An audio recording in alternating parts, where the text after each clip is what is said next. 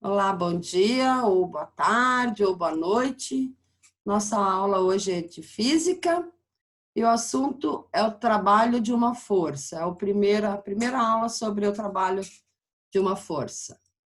Então, o trabalho na física é uma grandeza relacionada à transferência de energia devido à ação de uma força. Então, a gente realiza um trabalho quando aplicamos uma força em um corpo e esse sofre um deslocamento. Como exemplo aqui, né? O rapaz, ele está aplicando uma força, né, nesse armário aqui e está empurrando ele, quer dizer, ele está saindo do lugar. Se ele sai do lugar, quer dizer que ele realizou o trabalho. A força desse rapaz realizou o trabalho. Apesar da força e do deslocamento serem duas grandezas vetoriais, ou seja, aquelas que têm uma direção e um sentido, o trabalho é uma grandeza escalar. Quer dizer, que ele fica totalmente definida com um valor numérico e uma unidade. Então, não basta, não precisa ter nenhuma indicação de direção ou sentido. A unidade de medida do trabalho no Sistema Internacional de Unidades é o Newton por metro, já que a força é dada em Newton e o deslocamento é dado em metro. Tá? E essa unidade, então, pode ser substituída pelo J, que é o Joule. E esse nome é em homenagem ao físico inglês James Prescott Joule, que realizou importantes estudos no estabelecimento da relação entre trabalho mecânico e calor. Trabalho e energia. A energia, então, é definida como a capacidade de produzir trabalho, ou seja, um corpo só é capaz de realizar trabalho se possui energia. Por exemplo, um guindaste só é capaz de levantar um carro, quer dizer, ele está produzindo trabalho, quando ligado a uma fonte de energia. E da mesma forma, só conseguimos fazer nossas atividades normais porque recebemos energia dos alimentos que ingerimos. Então, trabalho, portanto, é uma grandeza física escalar associada à ação de uma força ao longo do deslocamento realizado por um corpo. Esse esforço exercido sobre o corpo altera sua energia e tem relação direta com o produto da força que causa o esforço pela distância percorrida pelo corpo. Ou seja, trabalho é igual a força multiplicado pelo deslocamento, considerado durante a ação dessa força que pode ser constante ou variável.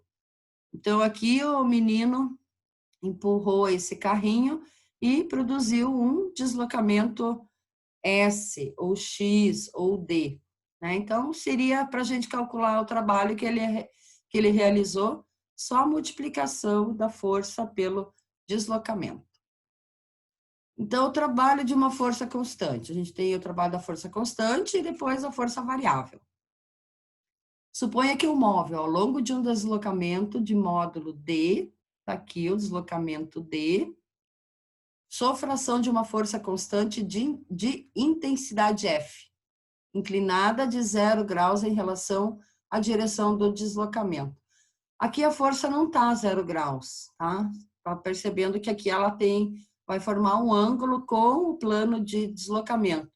Mas eu só queria mostrar a figura. Depois tem outra figura aqui, a força é 0 graus. Então, quando ela é 0 graus, ou seja, se a força tivesse paralela ao eixo do deslocamento, a gente calcularia só multiplicando a força pelo deslocamento. Quando tem um ângulo, a gente tem que multiplicar pelo cosseno desse ângulo. Então, por definição, o trabalho realizado pela força constante ao longo do deslocamento D é dado por trabalho igual a força vezes o deslocamento vezes o cosseno. Então, vamos para o próximo. Nessa expressão, F é o módulo da força, D é o módulo do deslocamento e o ângulo formado entre os vetores força e deslocamento. E repetindo novamente, no sistema internacional, a unidade de força é o Newton e a unidade de deslocamento é o metro. Portanto, a unidade de trabalho é o Joule. Dependendo do ângulo alfa entre os vetores, força e deslocamento. O trabalho realizado por uma força pode ser positivo, nulo ou negativo, de acordo com as características descritas a seguir. Então, primeiro, se o ângulo é igual a zero, a força de deslocamento tem o mesmo sentido. Então, temos que o cosseno é igual a 1.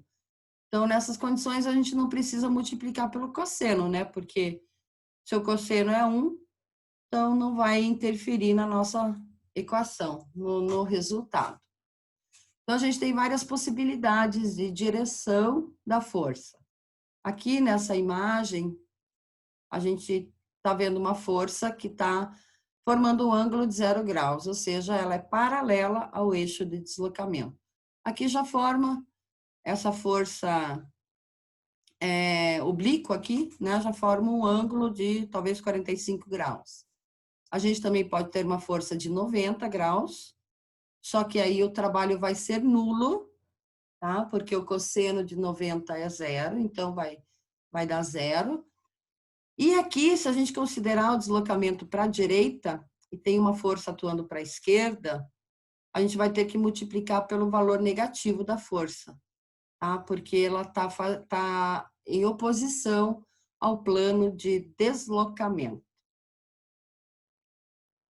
Então, 2. Se o ângulo for maior que zero e menor que 90, ou seja, entre 0 e 90 graus, temos que o ângulo é maior que zero. Nessas condições, o trabalho é positivo e recebe a denominação de trabalho motor.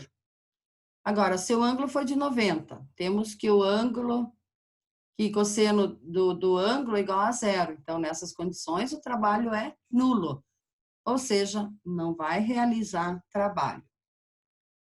Se o ângulo for entre 90 e 180, temos que o cosseno é menor que zero. Então, nessas condições, o trabalho é negativo e recebe a denominação de trabalho resistente. Se o ângulo é igual a 180, força e deslocamento têm sentidos opostos. Aí temos que o cosseno do ângulo de 180 é menos 1. Então, nessas condições, a gente coloca o sinal negativo na frente.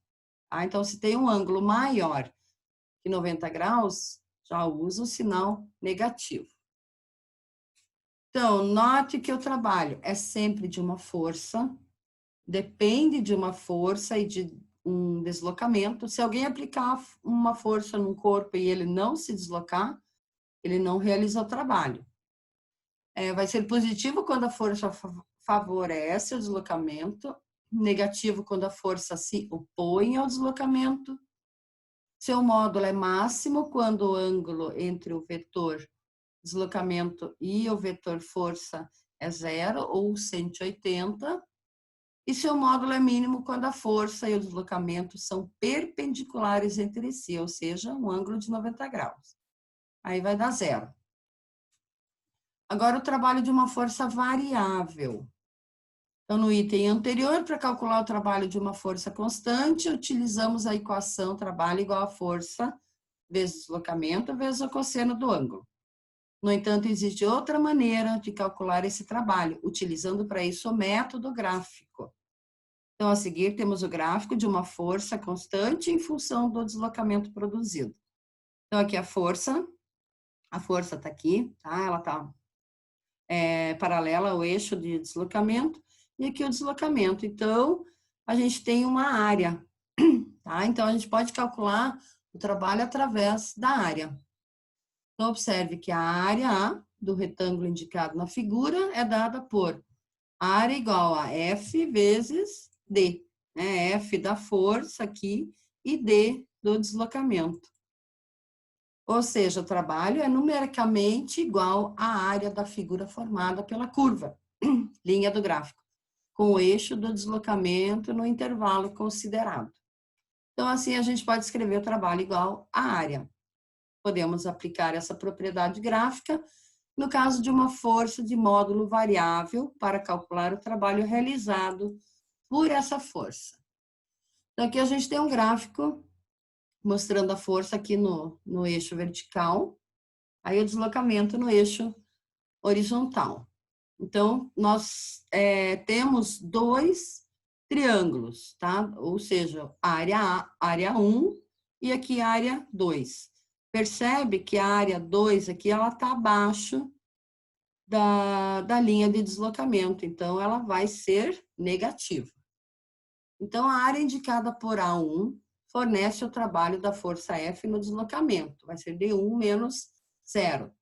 E a área indicada por A2 fornece o trabalho da força F no deslocamento, D2 menos D1.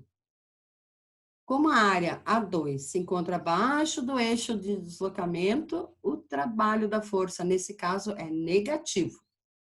Assim, o trabalho total da força F no deslocamento de 0 a 2 é dado pela diferença entre a área 1 e a área 2. Então, a gente calcularia a área 1 e subtraía a área 2.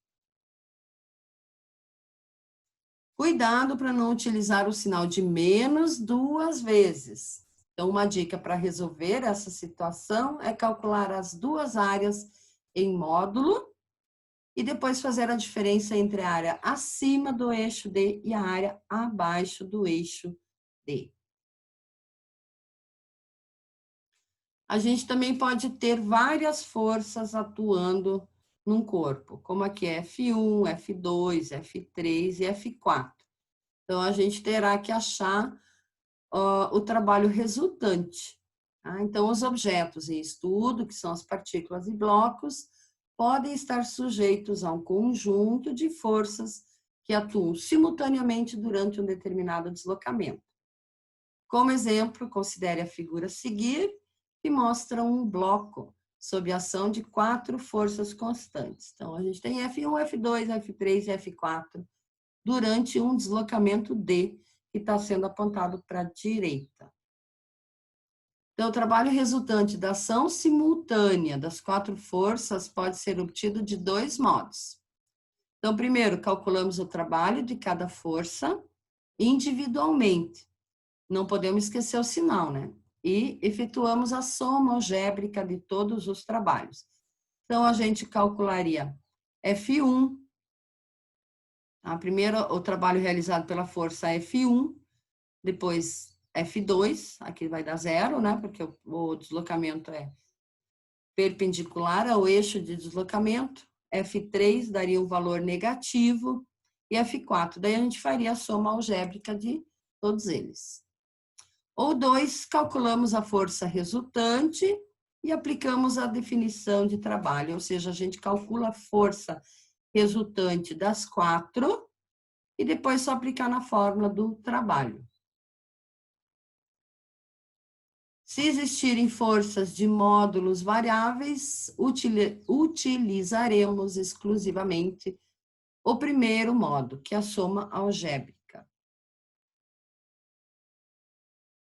Então, aqui eu já coloquei um exemplo 1.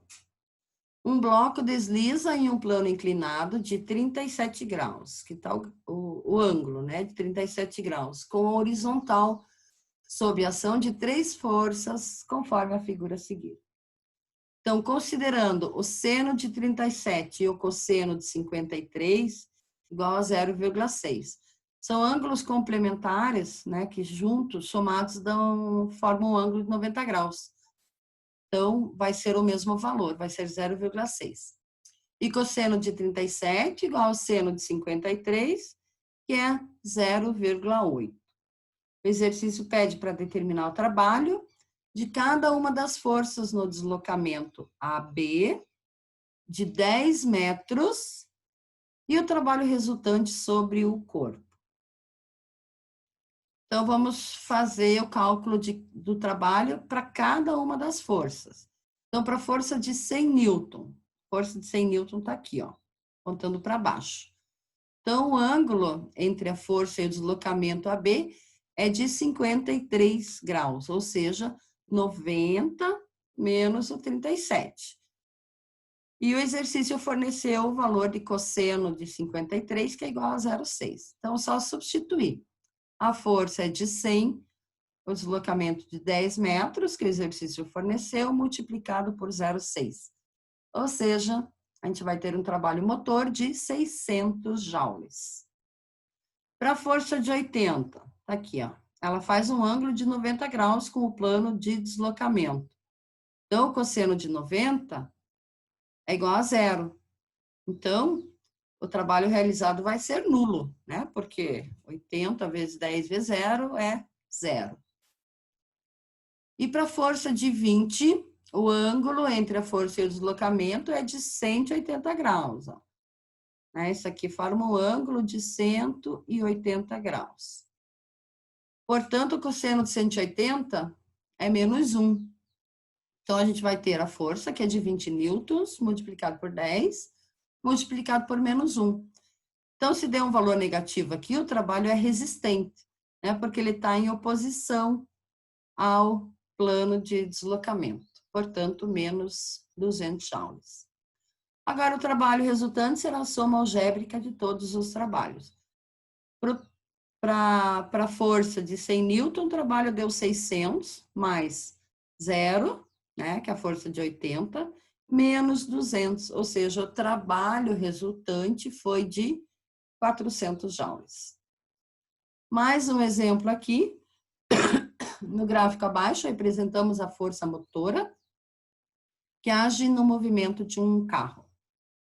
Determine o trabalho dessa força que atua na direção do movimento do carro, sabendo que o mesmo partiu do repouso. Aqui a gente pode usar para calcular a área do trapézio, ou se vocês não lembrarem da fórmula, vocês podem calcular a área de cada triângulo aqui. Na verdade, a base vezes a altura divididos por 2, calcular a área desse quadrado aqui, que é a base vezes a altura, e aqui a mesma coisa, base vezes a altura sobre 2. Ou aplicar direto na fórmula. Tá? Então, a equação para calcular a área do trapézio é Bzão, que é a base aqui, maior, mais o Bzinho, que é essa distância aqui, multiplicado pelo H de altura e divididos por 2. Portanto, a gente vai ter 600 mais 300, 600 daqui, né? 0 até 600, e daqui 200 até 500, 500 menos 200 dá 300. Multiplicado por 1.200, que é a altura, divididos por 2, a gente vai obter 540 mil joules, ou tirando os 3 zeros, né? A gente vai ter 540 quilojoules. E a nossa aula foi isso. Encerrando a gravação. Obrigada.